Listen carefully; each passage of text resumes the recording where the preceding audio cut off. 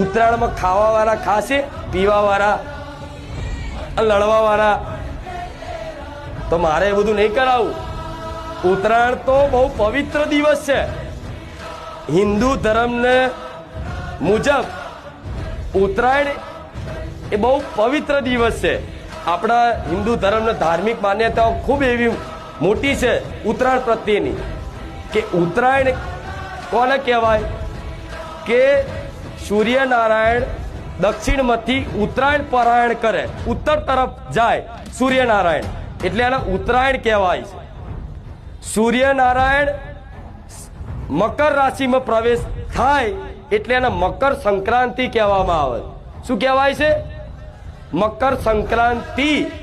મતલબ સૂર્યદેવ મકર રાશિમાં પ્રવેશ કરે એટલે એનું નામ મકર સંક્રાંતિ કહેવાય. અને ઉત્તરાયણ એટલે કહેવામાં આવે છે કે સૂર્યદેવ દક્ષિણ તરફથી ઉત્તર તરફ પરાયણ કરે, મતલબ ઉત્તર તરફ જાય, ઉત્તર દિશામાં જાય, એટલે એને ઉત્તરાયણ કહેવાય છે.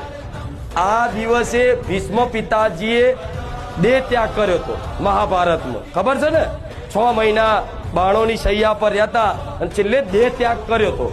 તો આ દિવસ બહુ પવિત્ર છે. અને આજના દિવસે, ઉત્તરાયણના દિવસે સૂર્યદેવની જે કિરણો હોય છે એ કિરણોમાં સકારાત્મક ઉર્જા ખૂબ હોય.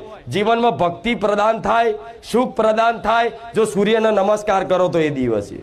એટલા માટે ઉત્તરાયણ મનાવવા આવે છે કે ઉત્તરાયણના દિવસે બધા પતંગ ચગાવવાના બહાને ધાબા પર જશે અને સૂર્યદેવની કૃપા ફળશે. હા, શું ખોટું?